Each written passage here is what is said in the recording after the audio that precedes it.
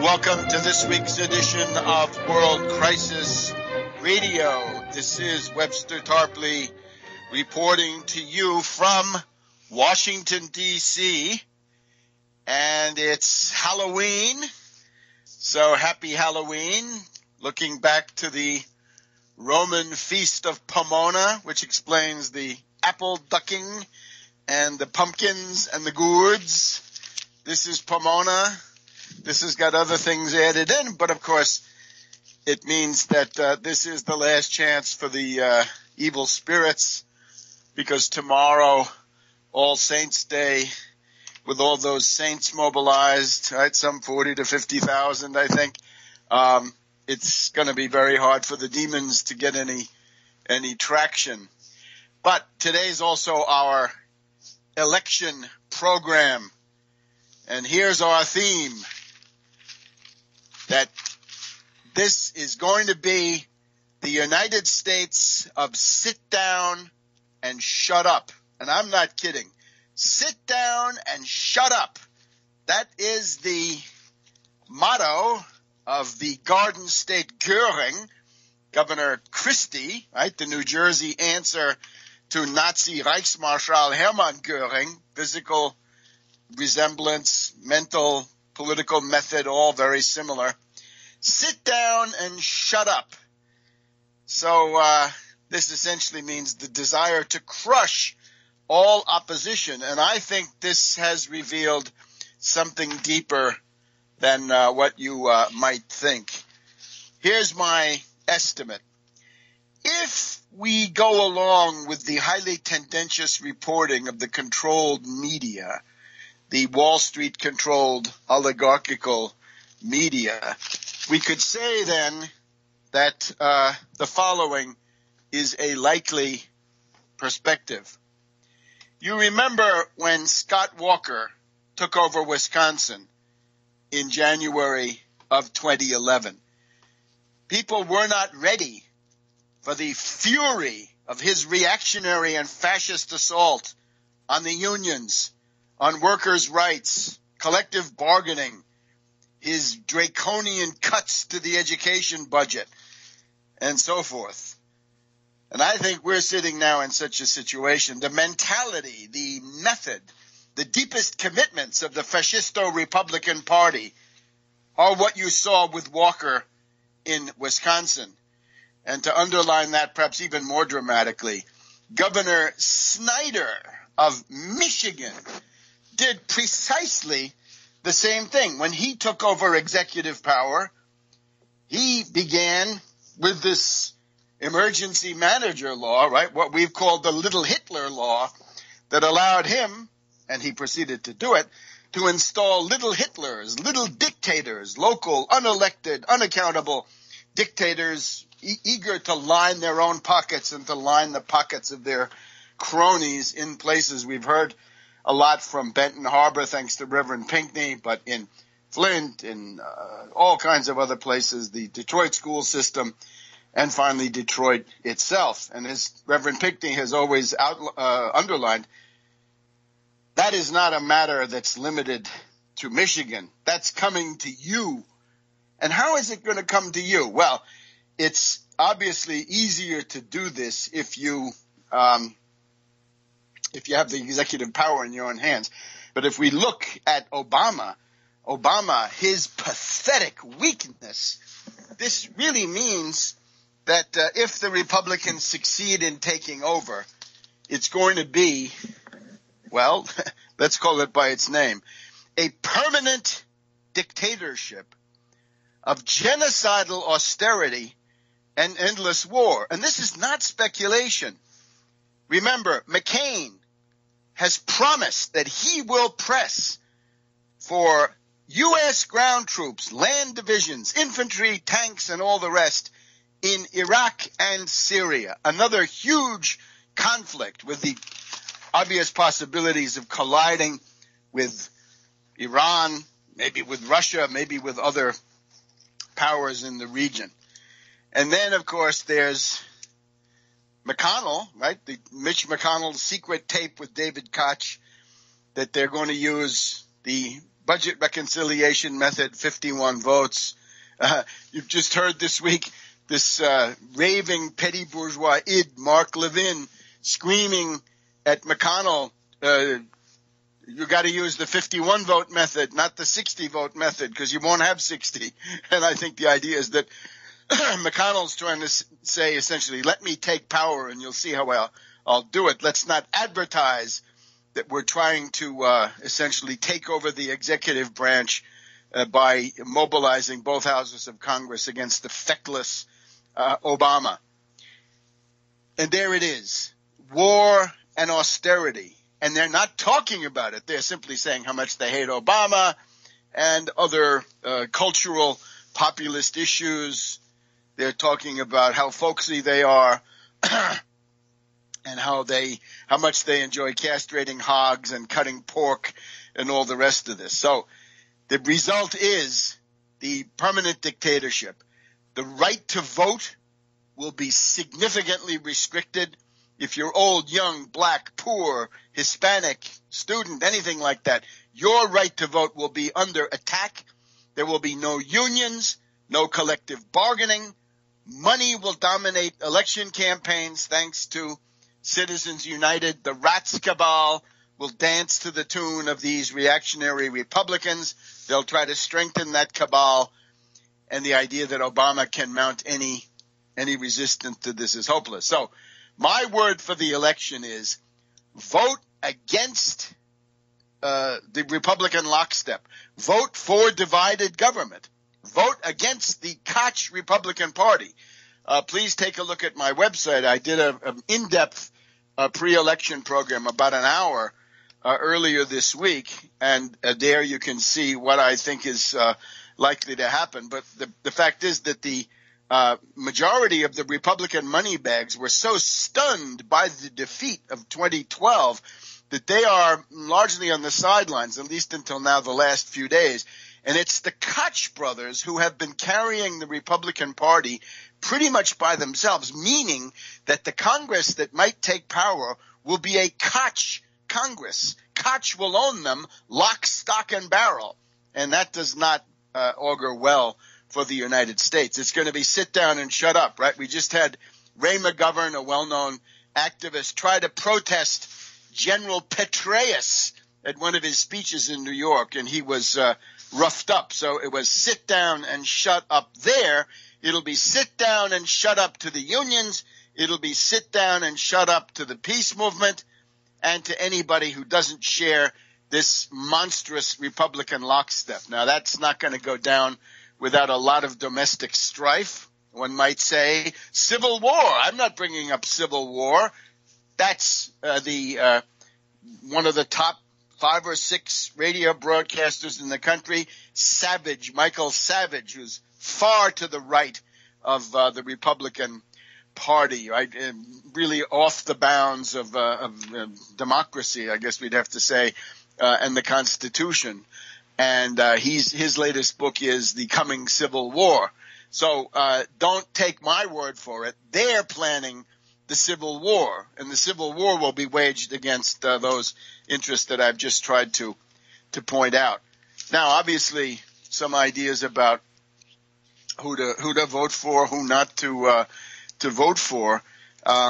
Let me just go through a few. This Jody Ernst, this is the champion of cultural populism. Right? Joni Ernst, the hog castrator.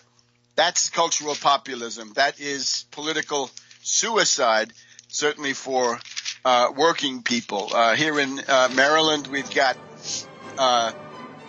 Christie coming in to support Larry Hogan. So we'll have instead of having the free state of Maryland, we're going to have the sit down and shut up state on the model of Christie. Back in a minute on World Crisis Radio. Just some ideas. Obviously, if you're in Nebraska, write in the name of Dan Bergdorf for United States Senate. If you're in California, 5, James Hinton for Congress. Pull the lever. In Wisconsin, defeat Walker. That means vote for Burke. That's all you can do. Get Walker out.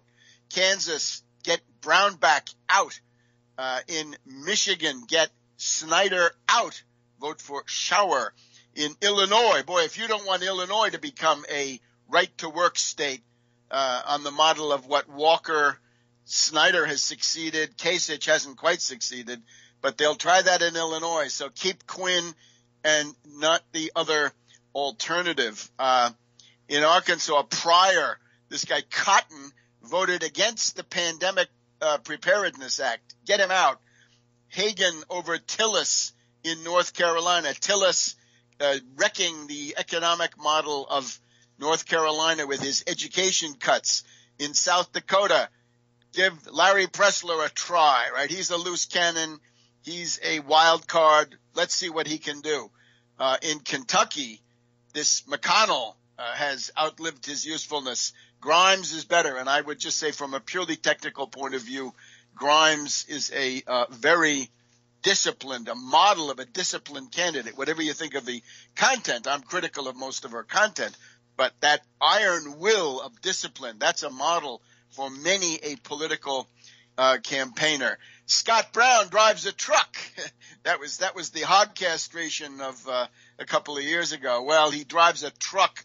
He's a delivery man for the policies of Wall Street, especially the State Street Bank. So you get the idea. Pretty much vote against the Koch candidates. That's generally the Republican, and try to avoid the worst. In the meantime, there are some places, right now, Nebraska and California 5, and we're going to talk about New York State. You probably want to vote for Howie Hawkins, if only because he supports a certain version, at least, of the Wall Street sales tax and keep that alive. So those are the evil clowns of this Halloween season. Now, second point, the international questions. U.S. policy is obviously in disarray, right? There is this bifurcation, right? Supporting terrorism. If you're a terrorist in Iraq, well, this has now changed a little bit, but the point is the parts of the U.S. government support ISIS, parts of the U.S. alliance system, the Saudis, the Turks support the ISIS people, but then there's also the need to bomb them for public relations reasons. It is, of course, time to deliver ultimata to Turkey, stop supporting ISIS, to Saudi Arabia, stop supporting ISIS, to the Israelis. We've just had the Israeli foreign minister writing in the New York Times that that ISIS is no threat at all to the Israelis, that Syria needs to be carved into pieces, and so forth, right? So there's a huge crisis in the U.S.-Israeli alliance, right? The guano reference, I guess we'd have to call it, from somebody in the State Department. And that goes together with a crisis in the U.S.-Turkish alliance, which found its way even onto the front page of the Washington Post. And we're told by that same Washington Post that the sociopaths of half the world are streaming into Syria. Fighters are still flocking to Syria. Strikes have not stemmed the flow. Overall numbers rise in a steady migration. That's Friday, October 31st, today, Halloween.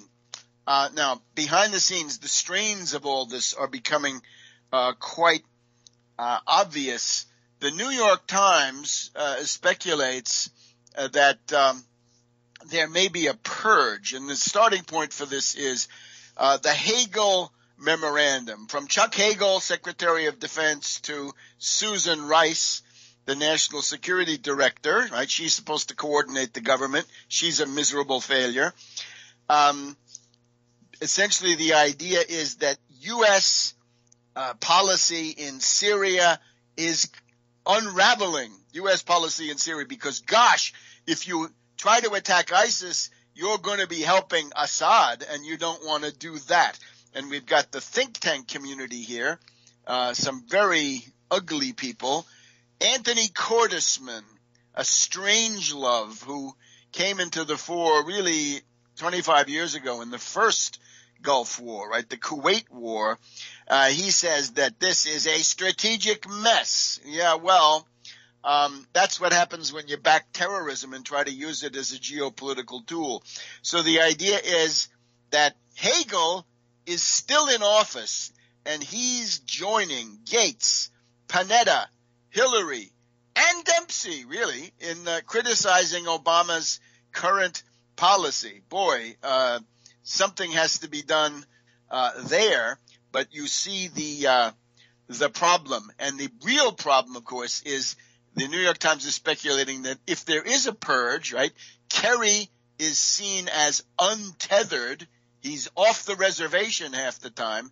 Hagel doesn't say anything, at least not in meetings. He only talks to Obama one-on-one. But you've got now these czars moving in. General Allen, remember him, the great friend of Jill Kelly down there in Tampa, and he was ousted as part of the Petraeus purge post-Benghazi. Allen coming back in? Is he going to come back all the way and take over Kerry's job or Hagel's job? And then, of course, we've got the Ebola czar, Klain. Notice also Chief of Staff McDonough seems to be still around, and, of course, Susan Rice.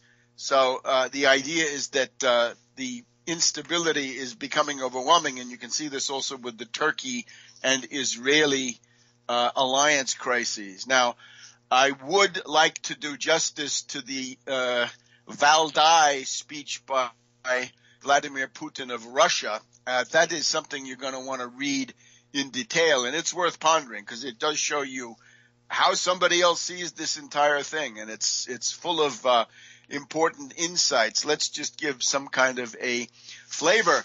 The United States declared itself the winner of the Cold War, saw no need to readjust the international system, but simply took steps that threw the system into sharp and deep imbalance, right? Bring back the balance.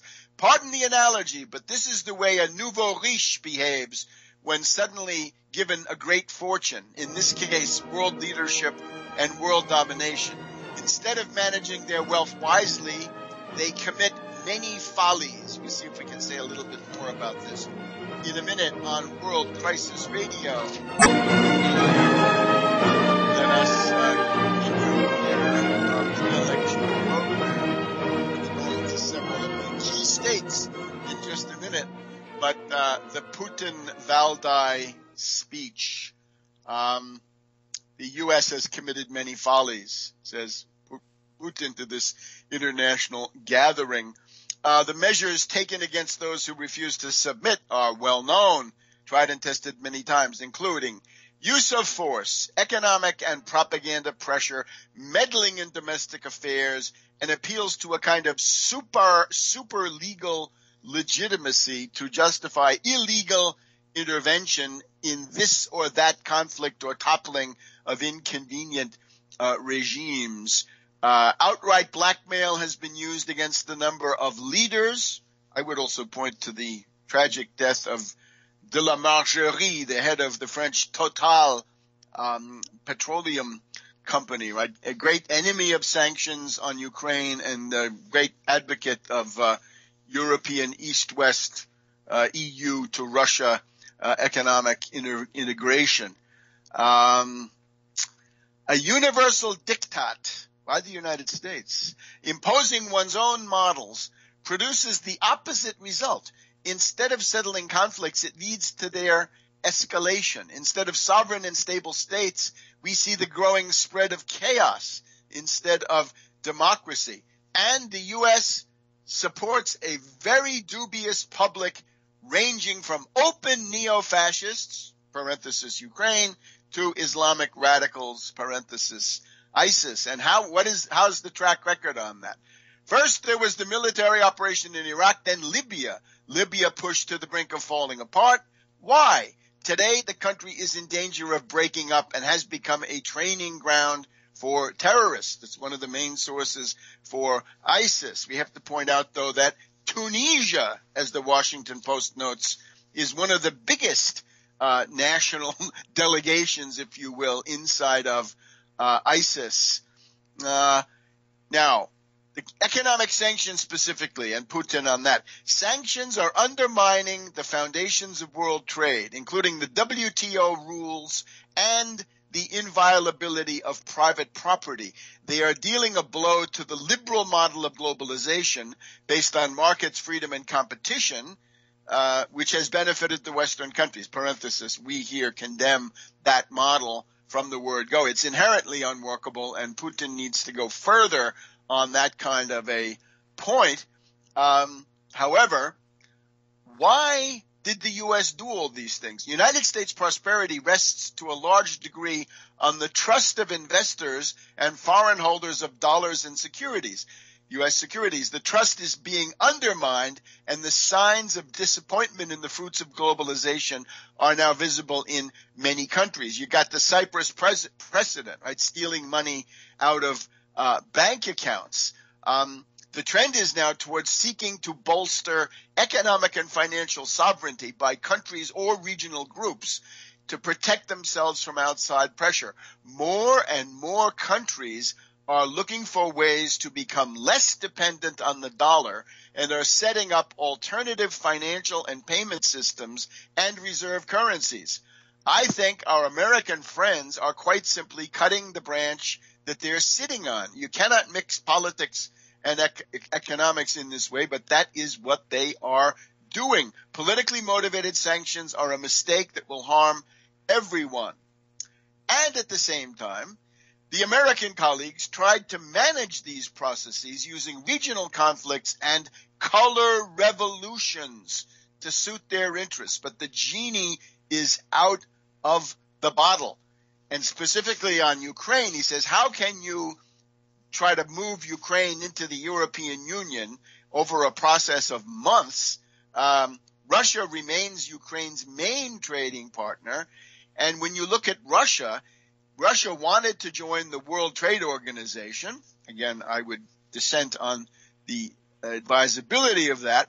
But the Russian accession to the World Trade Organization lasted for 19 years. And it was only in that process that some kind of a consensus was reached. So Yanukovych would have given the West everything they wanted. Why oust him? And Putin says he has asked his negotiating partners, there is no answer. That's it. They're all at a loss. It just turned out that way. There is, in the course of the speech, a detailed recapitulation from Putin's point of view of what happened in Ukraine last February and around the same times. So the Western method is to use these methods. Those who constantly throw together new color revolutions consider themselves brilliant artists and simply cannot stop, right? Maybe that's Newland, although certainly her temperament is anything but artistic. President Obama, he goes on, spoke about the Islamic State as one of the threats, but who helped to arm the people who were fighting Assad in Syria? Who created a favorable political and information climate for them? Who pushed for arms supplies? Are you really not aware of who is fighting there? It is mostly mercenaries fighting there. Are you not aware that they get paid to fight? And they go wherever they get paid the most. So they get weapons and they get paid for fighting. I have heard how much they get paid. Once they're armed and paid for their services, you can't just undo all that. I hope McCain, Walnuts McCain, are you listening? Then they hear that they can get more money elsewhere. And so they go there and they capture oil fields in Iraq and Syria and start producing oil, and others buy this oil. Why are sanctions not imposed on those engaged in such activities? Qatar, I'm adding Qatar, Turkey, Saudi Arabia. Doesn't the United States know who is responsible? Isn't it their own allies who are doing this? Don't they have the power and the opportunity to influence their allies, or do they not want to? But then why are they bombing the Islamic State if they haven't used these other methods? This is pretty much what we've been saying here for some months.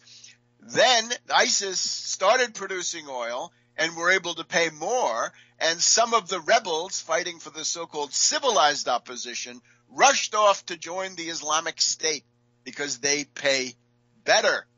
This is very short-sighted and incompetent, has no basis in reality.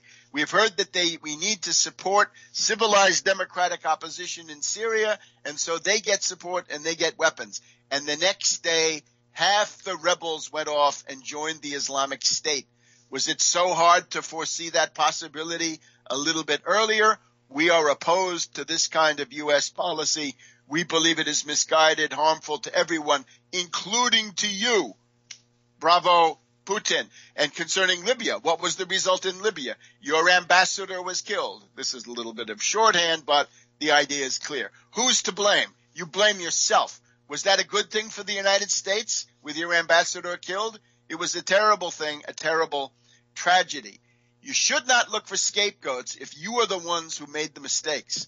On the contrary, you need to overcome the desire to always dominate and act on your imperial ambitions. You need to stop poisoning the minds of millions of people with the idea that U.S. policy can only be a policy of imperial ambition. Okay, so those are some of the many highlights of this fascinating thing. There's a lengthy question and answer. There are also interventions that you can hear from Dominique de Villepin, right, our favorite French politician. You remember Dominique de Villepin couldn't get on the ballot because he couldn't get enough signatures from French mayors because the Cheminade people, the LaRouche tentacle in France, had gone out and gotten those signatures from those mayors in advance, and that meant that they were not anymore available for de Villepin. So who benefited from that little caper? Wasn't that something like U.S. intelligence or the CIA? So that was Le Farfelu at the time. And also there was Wolfgang Schüssel of Austria. Back in a minute now on World Crisis Radio. Welcome back to World Crisis Radio. We're now going to start our tour of some of the main struggle situations. And first of all, let's go to New York State, right? The governorship is at stake. And we were, of course, sympathetic to the Credico campaign. We've had Randy Credico on here, but he didn't make it through the Democratic primary. So the question is, what is a New Yorker to do? And I want to make a direct appeal to you to use your vote for the best possible alternative, and that is Howie Hawkins, who is running for governor on the Green Party ticket. And I have to just tell you, I got to know Howie a little bit from afar back in 2010. Very interesting article by Ralph Nader in Counterpunch magazine, August 2010, the previous campaign, when Howie talked about the stock transfer tax. And he was asking already then, why is Cuomo hiding the stock transfer tax from the public, he said, when it was an obvious way to bridge the state budget deficit? Why rule out this kind of a tax, which would make Wall Street pay their fair share? All the politicians in Albany talk like we're out of money and debate over what services to cut while refusing to tell New Yorkers about the $16 billion they hand back to Wall Street speculators. That was Howie Hawkins 4 years ago, and I trust he's still as strong on this issue as he was then. And for this audience, that's the ball game right there. So welcome, Howie. It's good to be here. So I hope you heard me. I just went through your track record on the stock transfer tax, and maybe you fill that in. And I heard it, and it's not just Andrew Cuomo that's been hiding it from the public. He tried to eliminate it. I mean, we still collect that tax. We just rebate it right back to the stock traders. It's pennies per share per trade. It's not really a burden on them, but it does add up, especially with this computerized high-frequency trading. So it's about 10% of the state budget. That's how significant it is. And it was actually when Mario Cuomo was lieutenant governor and then became governor, Andrew Cuomo's father, is when they stopped collecting the tax. And that began back in the 80s. So in 1980, the richest 1% got 10% of all income in New York State. Today they get over 30%. So their share has tripled. but the top tax bracket has been cut in half, and the stock transfer tax has been eliminated. And then they say we don't have enough money for our schools, which is absurd. There's more money than we had back in the 70s.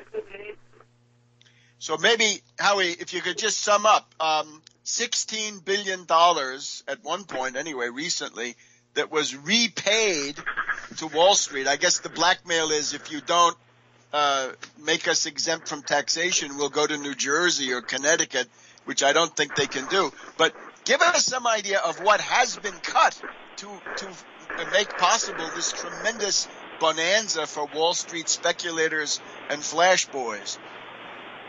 Well, I'll just tell you about my city of Syracuse. We've closed senior centers. We've closed fire stations. They're closing schools. We've lost a quarter of our teaching staff. We had 300 water main breaks in the first 6 months of the year. And the roads are collapsing in on the sewer mains and the water mains. You know, it's in disrepair.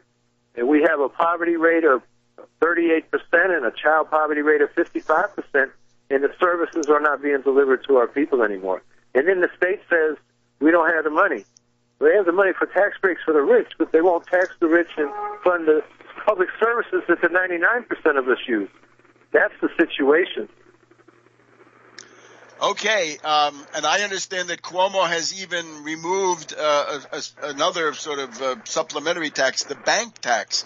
But Howie, I think with this, you've already won the hearts of most of the people in this audience. Where can people find out about your campaign and also contribute to you in the last days here? The best way would be to go to our website, which is www.howiehawkins.org. Okay, and I'm sure you can still use that money for some media and get the word out, because it's you've obviously been discriminated against by the corporate media. We have radio and TV ads up, but nowhere near what Governor Cuomo. He had 331 people gave him $22 million for his $45 million campaign war chest. I mean, that's not the 1%, that's the 1,000th of 1%. Okay, and well, I think that's a tremendous public service that you're carrying out, and again, I want to commend you for being on this issue 4 years ago and continuing now, because that's an important public service. Yeah, and people in New York listening, this is not just a protest vote. We're on the verge of double digits. We've been polling 9% in the last few polls. That's an historic high for a third-party progressive candidate in New York history for a statewide office. And we're likely to capture Row C, which is valuable political real estate in New York.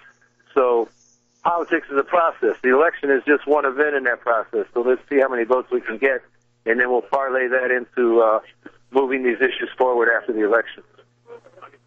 Absolutely. And I want to stress again my personal conviction that you are the best way to use a vote right now comes down to your campaign here at the end of the day. Any surprises, anything else notable about the New York situation that people around the world should know? Well, New York has had a moratorium on hydraulic fracking for gas. Mm-hmm. And it's only because of a movement, because Cuomo's built all the infrastructure. He's allowed fracking waste to come into the state. And he says he's been waiting for the science to come in. But actually, he did get one scientific report. He didn't like the results, so he had his people try to edit it and delay it. So that blew up this whole argument about waiting for the science. We expect after the election he will give permission to frack, and then there'll be a lot of resistance. And we can stop it town by town, so we'll be doing that. We won that case in court, so you can set up zoning so they can't frack in your town. That's going to be a huge issue in this state. It is a huge issue for the election. And, you know, I'm the only anti-fracking candidate on the ballot. So that's another issue. It's a backward and toxic technology and bad thing for the United States. How about one other thing, the corruption? Cuomo had an anti-corruption commission, and he shut down his own commission? That's right. And they called it independent until it started asking questions of his donors, and then he shut it down, and he said, it's my commission, I can shut it down. He got pushed back on that, so the next week he was saying, it was independent all along. I mean, he's Nixonian in his dissembling and cover-ups. It's not just the Moreland Commission on Public Corruption. It was an earlier Moreland Commission on Public Utilities. And I mentioned the fracking study, and then we just had a debate last week, and Common Core aligned high-stakes tests are very unpopular in the state, and he's been pushing them. But in a debate, he said, who, me? I had nothing to do with it. It was the Board of Regents. But that's not true because he signed off on stuff with the National Governors Association, and he's been pushing the teacher evaluations based on those high-stakes tests. So he'll say anything. All this with the goal of busting the teachers' union and privatizing all the schools, as far as I can see. Well, he said it this week. He called it the last public monopoly, public schools. Well, I don't know. What's he going to do next? Have competing water companies? And he's rigging the competition he wants to set up between the privately managed charters and the public schools. You know, he's underfunding the public schools. We're at a 65-year low as a proportion of the state budget that is state aid to local schools. And he's pushed the charter schools big time. They get free rent in co-located public schools, or if they go out in the private market, the city of New York is supposed to pay their rent. Well, the school budget in New York. So he's draining the public budget to support these private charters. And, you know, that's not even a level playing field if you talk about competition. There is a Republican on the ballot, right? Astorino. What's the lowdown on him? Well, he's got the little Republicans behind him, the grassroots Republicans. All the fat cat Republicans are behind Cuomo. I mean, Ken Langone, Alphonse D'Amato's been bundling money for him. D'Amato, okay. You know, I'm sorry, the music in the background, I'm sorry, that's the end of our segment, and we've got to move on to other candidates. But thank you for joining us, Howie. That's Howie Hawkins, Green Party, Governor of New York, next Thursday, if not sooner. Back in a minute. Welcome back to World Crisis Radio. It is the Halloween program. We're recording here in the gathering dusk of Friday, the 31st of October. It's our pre-election program, though, and we want to go from New York State, where we've just been on to Nebraska. And, of course, here, one of the prime leaders of the tax Wall Street Party United Front Against Austerity agitation is Dan Bergdorf, who is running as a write-in candidate, but an official registered write-in candidate for United States Senator from Nebraska. So welcome, Dan. Thank you very much, Webster. Thanks for having me on your show. We're coming up to the big day, and so I really wanted to thank you for your support and your faith, and having us on the radio every week has just been tremendous. So I really appreciate it. Thank you very much. Hey, look, it's what you deserve, and I'm only sorry we can't do more. But now I know you're on the verge of big things, right? You're going to break into the media there in Omaha and in Lincoln, Nebraska. So tell us about that and give us some idea of the state of the race. Sure. We just did a media buy for Omaha and Lincoln, concentrating in those areas. Those are the big metropolitan areas in Nebraska, and where the population is concentrated in Nebraska is most of the people are on the east side, as it is with most of these western states. So we're going to broadcast out of Omaha and Lincoln. This will cover District 1, 2, and parts of District 3. So we're happy to be able to get into some penetration with some District 3 as well. And so that's really exciting.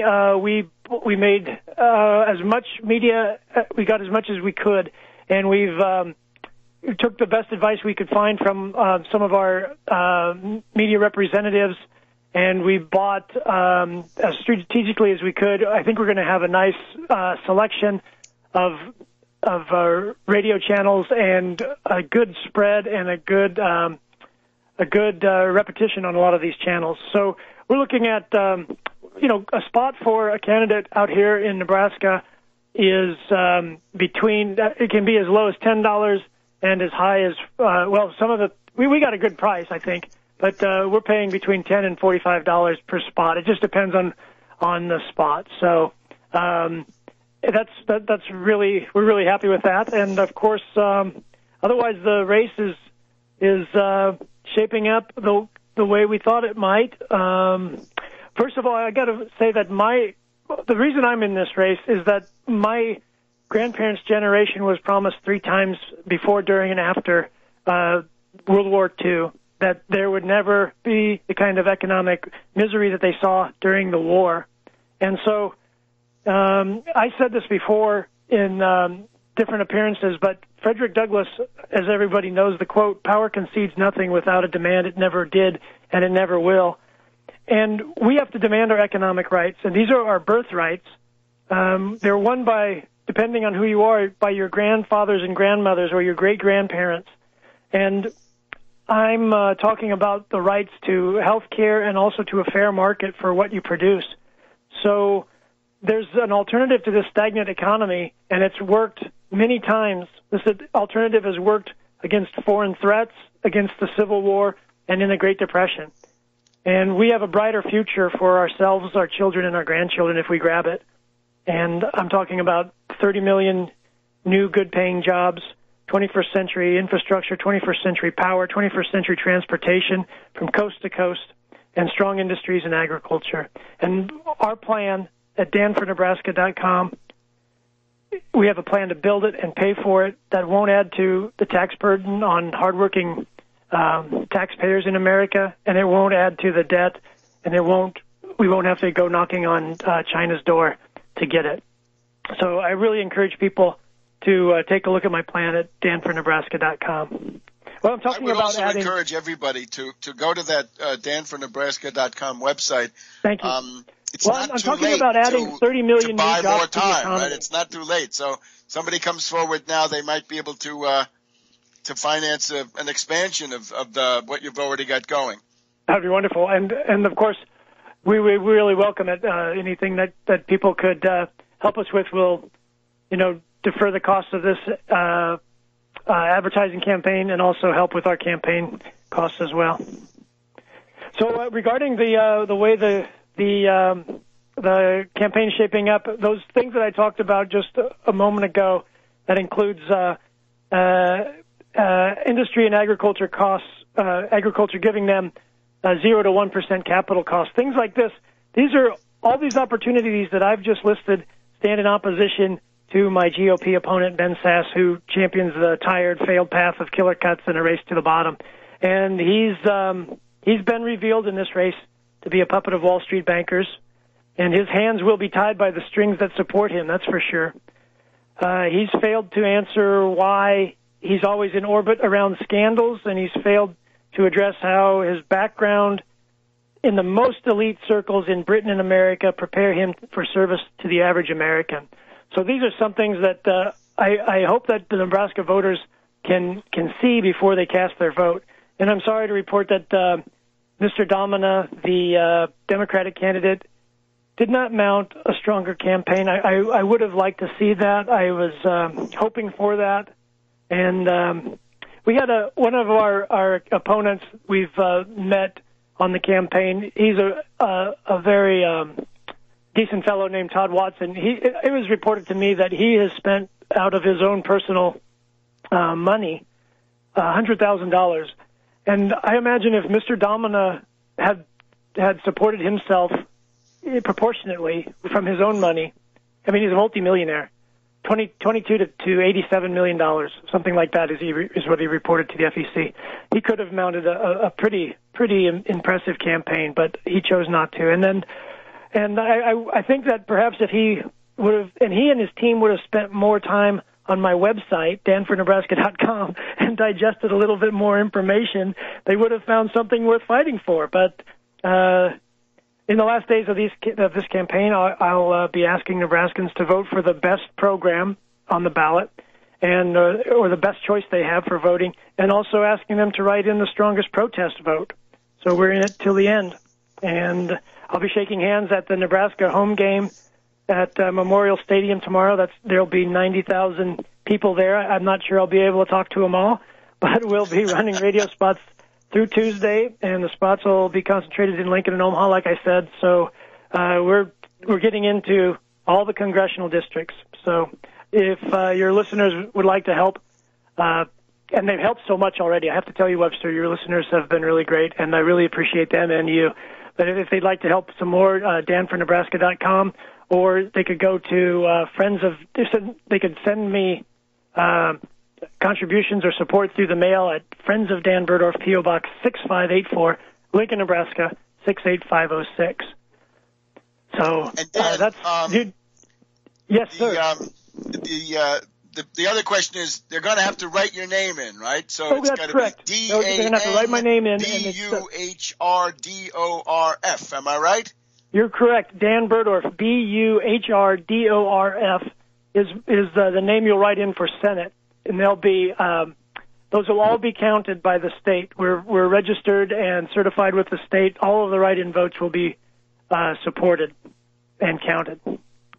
And what do you have to bring a pen, a pencil, a stylus? How does that work? Well, they'll have pens. They'll have pencils there, but if you wanted to write it in pen, you can go ahead. I'm sure all of the election kiosks will have pencils there, and pencils are always available in Nebraska for voters to mark in the ballot. So that's the way it will work, and then you can write in my name with the appropriate pencil, or if you want to bring your own pen to make sure that no one crosses it off.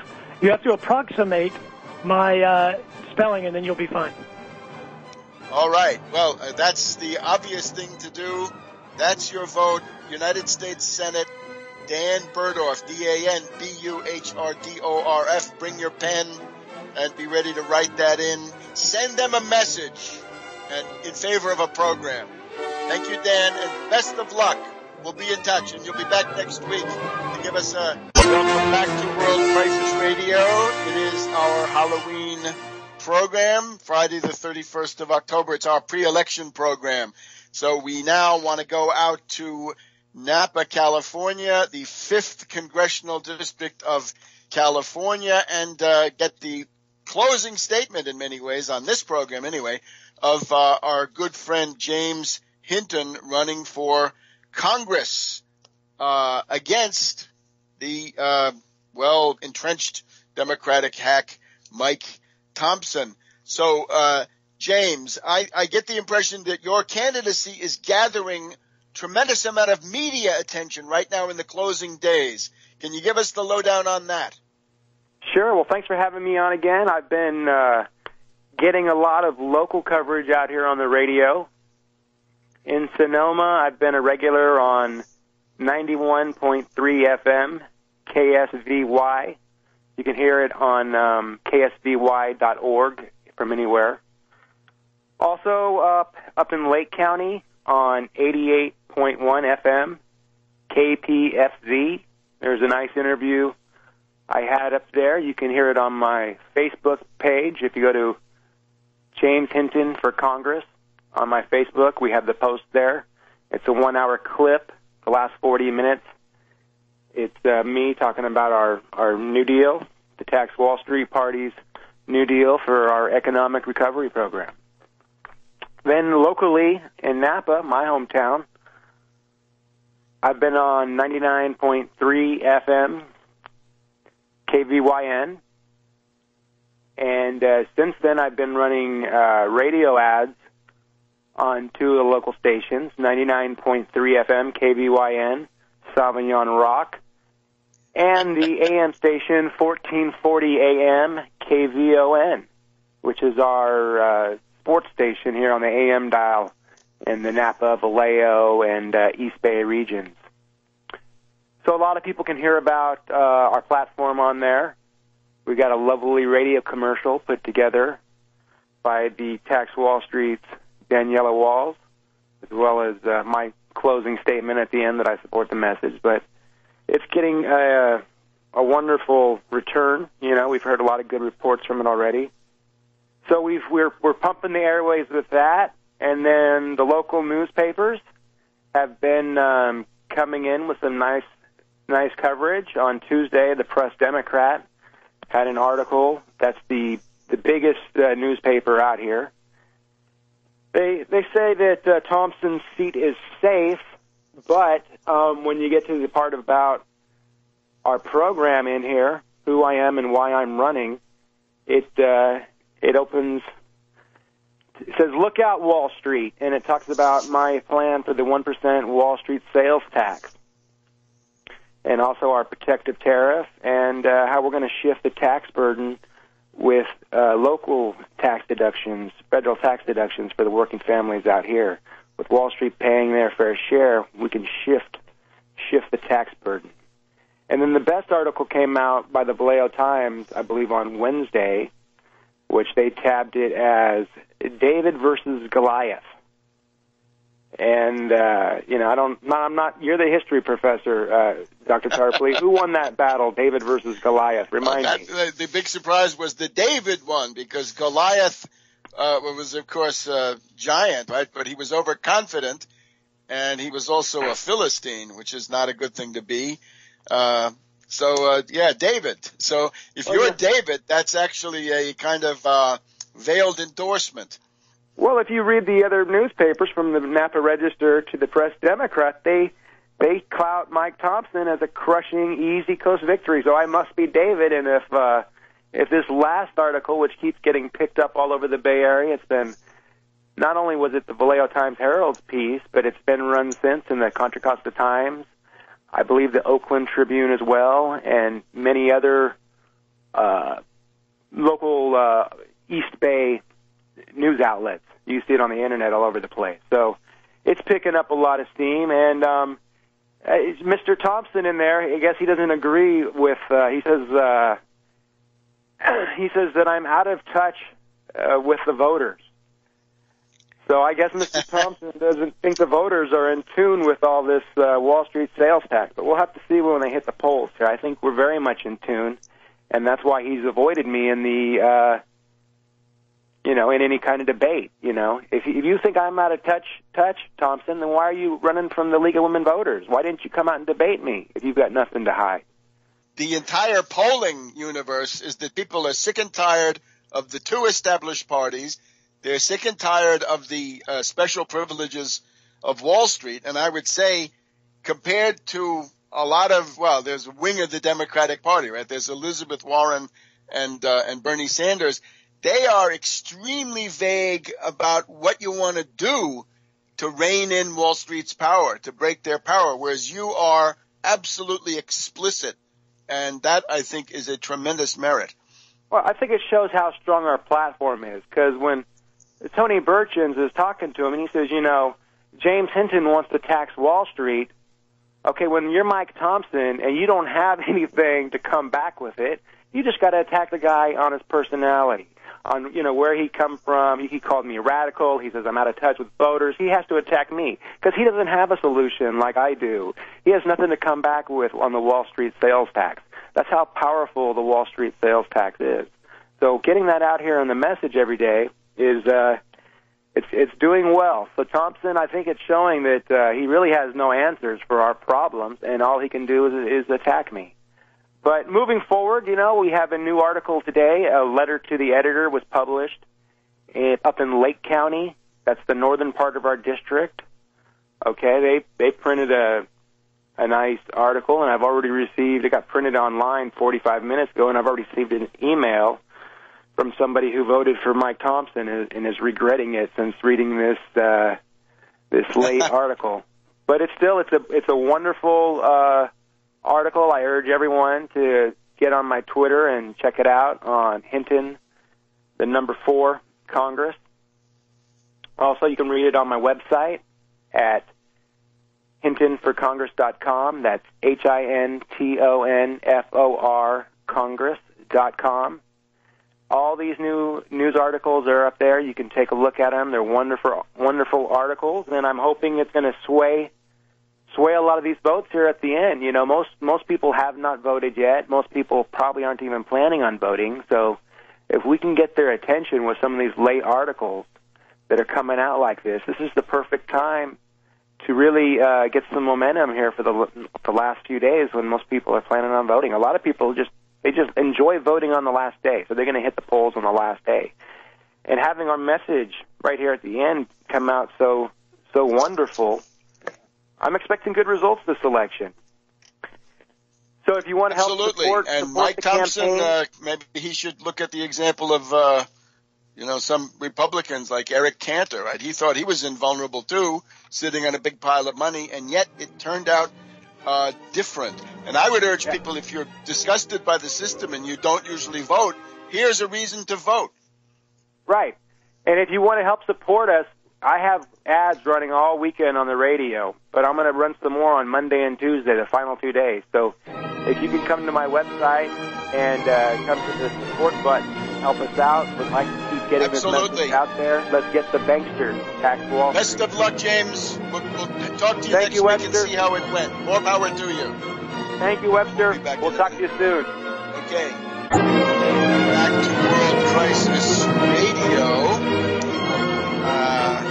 Interesting developments in the gatekeeper community here. There has been some kind of a falling out between Matt Taibbi and Pierre Omidyar. This is sort of in the, the Snowden and cottage industry, various spin-offs of this. Taibbi, much overrated, right? It's nice to coin phrases, right? It's very nice literary exercise to come up with purple passages or zingers, right? Goldman Sachs, a vampire squid on the face of humanity. The problem with this is, what do you propose to do? What is your fighting perspective? What's your organizing? Where's your class orientation? And don't hold your breath on that. Remember that Taibbi essentially established himself as respectable by viciously attacking anybody who did not believe the entirety of the absurd U.S. official story of 9/11. And then we've got the new documentary, Citizen 4. The gatekeepers have created a mutual admiration society, right? They sit around and tell each other how great they are through these documentaries. So be it Amy Goodman, Jeremy Scahill, people like this, and above all Snowden, and I suppose Assange might get something if he's still considered part of the cartel. But you see how pointless this is. When we come to economics, couple of interesting landmarks this week. One which is not economic is that the Afghan war has just ended, and that's a problem, right? The military industrial boys feel that they've got to keep something going. So the Afghan war is over.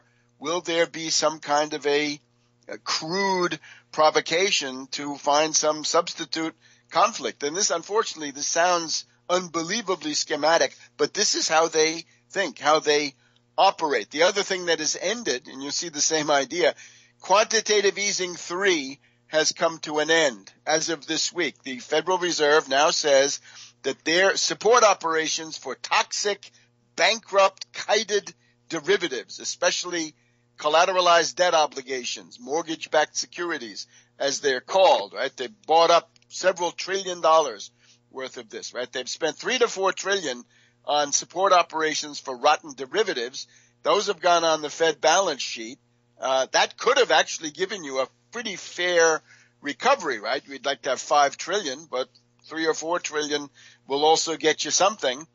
But no, that had to go to the zombie banks for toxic derivatives. Since the QE3 has ended, I think they're pretty well aware that if they don't come up with some substitute method of pumping liquidity in, the whole thing might sort of implode. And the idea is that Japan, as previously back in the 80s and 90s, you'll remember that Japan was the liquidity pump for the entire world system in the 80s and into the 90s until it blew up. Bubble economy, you remember, right? And then, pow, it all collapsed. The goal now would be to have Japan resume the function of world liquidity pump, and I don't think that is possible. And we've also got the interesting theoretical economic question raised by Bloomberg Businessweek, and the cover story here stimulate this. John Maynard Keynes has the last laugh on what works for the global economy. And the idea here is that austerity doesn't work. That part is okay. But that the Keynesian hot money or consumer goods recovery is the answer. And that is certainly not the case. Remember, Keynes is based on Malthus. He says so. And I mean, this time it's the part of Malthus which says, hey, capitalist producers, you are threatened by a crisis of overproduction. And in order to prevent overproduction, you need to have a class of parasites who will buy up the production. It usually means consumer goods, as we see. And this is the famous line from Malthus, a church with a capacious maw is best. In other words, a big mouth that can swallow all this stuff. That was the Church of England. Malthus was a representative of them. He was also the head of the British East India Company cadre school at Haileybury in England. And what Keynes does, essentially saying, dig a ditch and fill it up, or bury flasks with money in them and let people dig those up. That's the helicopter Ben Bernanke throwing money out of helicopters. That does not work. The recovery only comes through a revival of capital goods industries, constant, long-term, big-ticket things like locomotives, turbines, power plants, other kinds of systems, canals, locks, things like this. So it's fine to say that Keynes is better than the extreme austerity people, but it's not enough. And we have to point to the actual answer, which they don't mention here. You'll remember that there is this school which some of the British try to essentially diminish by calling them the German pre-Keynesians. Okay, the German pre-Keynesians, we know who they are. Wilhelm Lautenbach at the Friedrich List Society, September 1931, put out a couple of billion in those days, trillion today, couple of billion marks, and put that into infrastructure. In other words, things that are actually enhancing production, that increase the efficiency and the productive power of labor and streamline and improve your entire economy. That's the Lautenbach proposal and the Voitinsky-Tarnow-Bada proposal of the German unions, which is the same thing. A large multi-billion, today multi-trillion approach in the United States, 5 trillion would be for starters on the infrastructure front.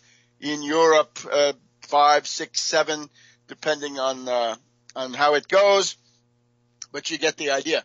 And the purpose of that is then to modernize your superhighways, your rail systems, fast rail, maglev rail, power grids, along with the things like hospitals, 1,000 hospitals in the U.S., public buildings, libraries, all of that.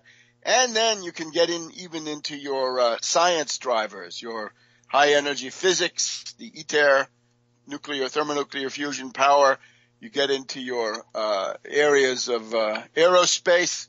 We've just seen this week here in the United States the debacle of the privatization of NASA, right? That was an orbital sciences rocket that blew up, and it was a big effort by CNN and others to cover up the fact that what had blown up was privatized. And if you want to have your postal system go the same way, you privatize it, or better yet, don't. Your school system is supposed to be privatized, according to many of these crackpot theoreticians, and so on down the line, right? Schools, postal service, Medicare, Social Security, privatize that. Well, the blowing up of that rocket is a very good metaphor for what awaits these other vital areas of life. So we are against that. But the idea is you're going to need to put some of your stimulus money coming from the nationalized Fed into refinancing student loans, into avoiding foreclosures on primary residences, but then those science driver areas, the high energy physics, biomedical science, and a revival of the space program, not privatized in the rip-off fashion. So there it is. Keynes is not getting the last talk.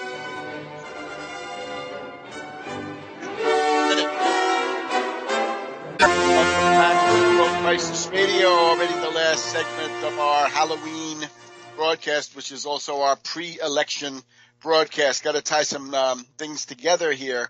First of all, let me remind you, the hog castrator of Iowa, Joni Ernst, in addition to cultivating this crude and vacuous cultural populism for dupes, right? We've heard jelly beans, trucks, checked shirts, horseshoes, all the props, motorcycles. For her, it was the hog castrating.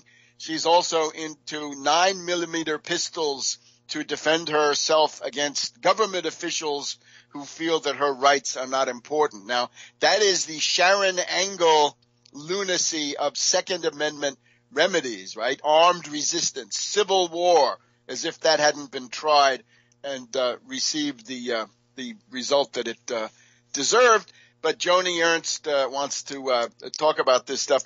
Compare the pretty good attack on Sharon Angle that was run back in 2010 by somebody who had a war room compared to this time around with the Joni Ernst 9mm welcome for government officials. That's pretty much played down. So this is obviously a very, very bad choice. Now, the other thing we need to talk about, the situation here with Ebola and what goes with that. Now, remember, the symptoms of ideological decadence are all around us here in the world of late imperialism. Right, the end of history is a very sad time, as Fukuyama always said. So this is not the end of history, but it is the imperialist decadence of the current system. And therefore, we see all of these pathological aspects of the prevailing mindset. It starts with things like superstition, magical thinking, fetishism. It includes false consciousness, alienation, contempt for reason, and a big stress on purely irrational intuition. Irrationalism is one of the hallmarks of the entire thing. Cultural relativism, that all civilizations are the same. The backward, the advanced, the scientific, the magical. A witch doctor is as good as a trained physician. No, sorry, they're not. Subjectivism, radical subjectivism, the denial of reality, and these other things. Now, this is what we're seeing. One example, Joan Quigley, who had been the astrologer behind the Reagan administration, has unfortunately passed away this past week, or perhaps even before that, but it's now in the newspapers. So for 7 years after the Hinckley assassination attempt, Nancy Reagan was scared out of her wits, and she called in an astrologer, and the astrologer ran large parts of the United States government and got paid privately for this purpose. Mrs. Quigley said that over 7 years, she issued guidance in exchange for money that went far beyond mundane scheduling to matters of diplomacy, the Cold War politics, and even the timing of the president's cancer surgery. She said, I would participate in a more intimate way than the publicly recognized insiders of the greatest importance. This was exposed, of course, by Don Regan, not happy for being scapegoated for Iran-Contra. Oliver North and George Bush, the elder, should have taken the fall on that, but they scapegoated Don Regan. He got back by exposing Nancy Reagan. New York Post, astrologer runs the White House. That's about right. And think about any more Republican presidents, you're going to have heavy inputs of this type. So that's her story. But let's look at this Ebola. Big media exposure this week for nurse Casey Hickox. I think this woman is narcissistic, quite possibly mentally disturbed. But the point is that she is the graduate of an elite program for intelligence officers of the Centers of Disease Control. I think it's called the Epidemic Information Service. She's a graduate of advanced training in that area, and she's also linked to Médecins Sans Frontières. That is a highly politicized organization itself, MSF. You may remember the interventionist French Foreign Minister Bernard Kouchner. I think he was still around for the bombing of Libya, wasn't he? Kouchner, also, he'd been one of the founders of this thing.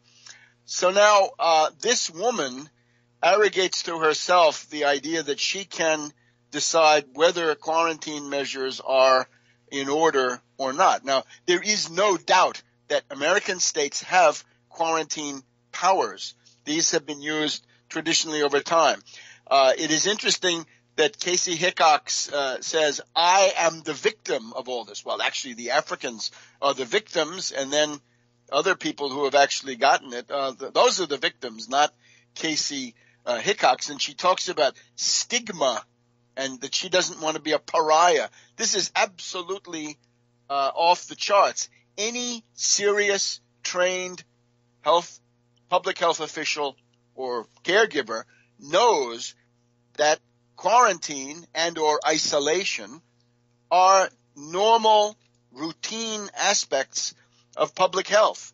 And the idea that she makes a public spectacle of herself, insisting that for these few days she be allowed to cavort into, God knows, restaurants, public libraries.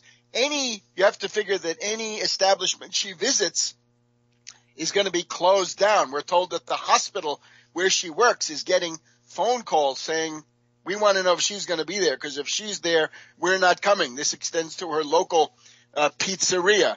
The internet has it that her lawyer is also from the Centers for Disease Control.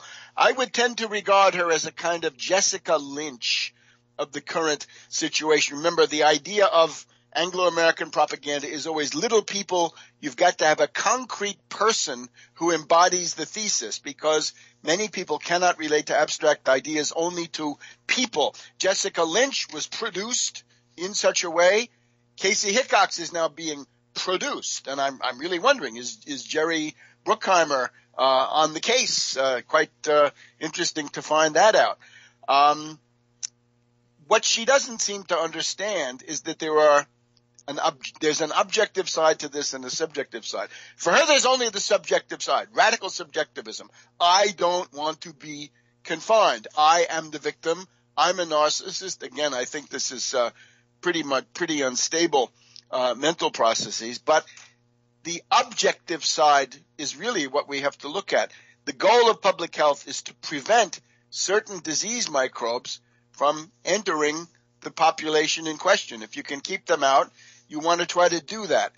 And I would ask her, if you're willing to go to Africa and risk your life in an admirable humanitarian effort, compared to risking your life, what possible significance is there in being invited to take a 3-week vacation, which for her by now is down to a 2-week vacation? 2 more weeks from today, Halloween, she's out of the woods. She's free and clear, no problem. It's unfortunate that the traditional public health standpoint has to be defended by somebody like Christie. We've made clear here our contempt for him, or Governor LePage of Maine. We're hoping to see him voted out of office if that third-party stalking horse can be swept aside after his pathetic press conference this week. But you get the idea. U.S. troops coming back from not treating people, staying away from victims of the disease, but the Pentagon is quarantining the troops, isolating them for 21 days. The Médecins Sans Frontières says don't isolate anybody, but